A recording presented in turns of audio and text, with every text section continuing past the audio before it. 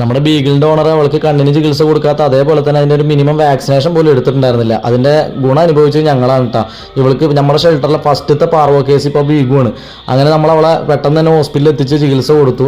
അങ്ങനെ രണ്ടാമത്തെ ദിവസം ട്രിപ്പ് ഇടാൻ വേണ്ടി പോകുമ്പോൾ നമ്മുടെ ഒമിനി ട്രിപ്പ് മുടക്കിയിട്ട് റോട്ടിൽ നിന്നു. ഒമിനി ആയതുകൊണ്ട് എനിക്ക് ഒറ്റയ്ക്ക് തള്ളി മാറ്റാൻ പറ്റി, പക്ഷെ അത് തള്ളി സ്റ്റാർട്ടാക്കാൻ പറ്റണ്ടേ.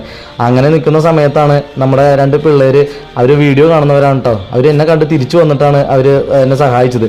അപ്പോൾ എന്തായാലും എനിക്ക് ഒരുപാട് സന്തോഷമായി. അങ്ങനെ നമ്മളെ ബീഗുവിനെ കൊണ്ട് ഹോസ്പിറ്റലിൽ എത്തി. അങ്ങനെ രണ്ടാമത്തെ ദിവസം മരുന്നും കാര്യങ്ങളൊക്കെ ഇട്ട് തിരിച്ചു വരുന്ന വഴിക്ക് രാവിലെ വെയിലായിരുന്നെങ്കിൽ വൈകുന്നേരത്ത് നല്ല മഴയാണ് കേട്ടോ. ആ മഴയത്തുണ്ട് ഒരു ആട് പാവം മഴ നനഞ്ഞുകൊണ്ട് ഇങ്ങനെ പോകുന്നു വീട്ടിലോട്ട്.